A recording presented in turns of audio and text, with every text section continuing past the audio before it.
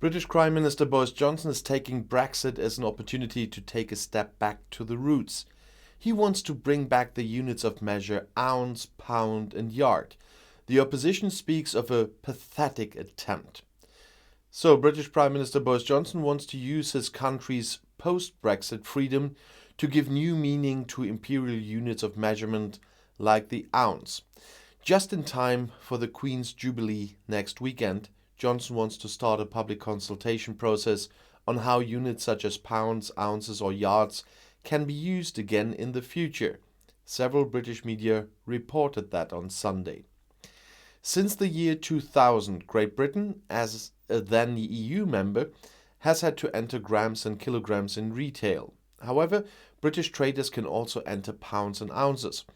According to the new plans, which were initially reported by the Sunday Mirror, retailers should be free to choose what they specify in the future. Months ago, the Conservative government announced that it would again allow the crown stamp as a correct calibration on beer glasses and on champagne bottles in pint format. The main opposition party, Labour, accused the government of a, as I said, pathetic attempt to pursue a policy of nostalgia. Instead, it is better to focus on more pressing issues. Observers see Johnson's new initiative as an attempt to appease critics in their own ranks and to dissuade them from the reputation-damaging debate about the Partygate investigation report.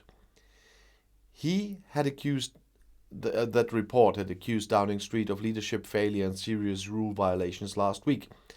An investigation report blames Boris Johnson for violations of the corona rules in his seat of government. But the opposition complains that he is shifting the responsibility to subordinates. In the Partygate affair, the opposition accused British Prime Minister Boris Johnson of shifting the blame for rule-breaking in Downing Street onto others. What a surprise.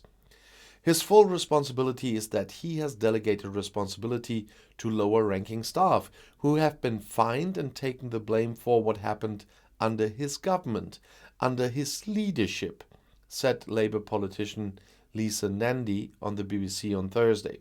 He's not sorry he did it, just sorry he got caught. Johnson had announced the day before that he would take full responsibility for the lockdown celebrations at the seat of government. At the same time, he distanced himself from the incidents. The working meetings that he had judged the events to be only got out of hand after he left. Yeah, I just remember those photos. An investigative report found that alcohol was consumed in large quantities at the parties. High officials had planned the meetings and covered them up. The author of the report, top official Sue Gray, accuses the top government of serious misconduct and leadership failure.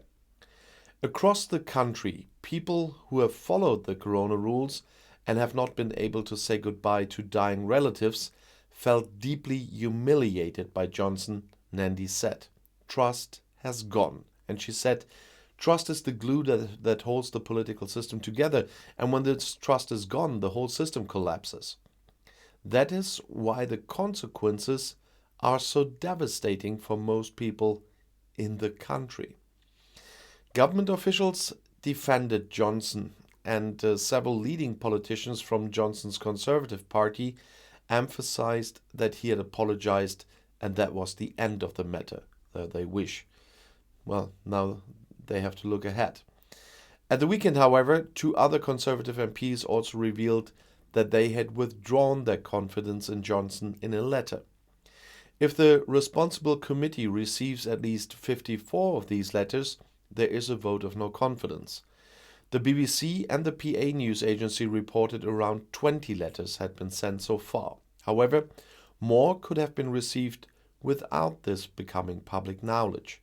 And so it stays quite interesting. And definitely, this will not be forgotten what happened in the Partygate affair. And I'll see you in my next video. Bis gleich.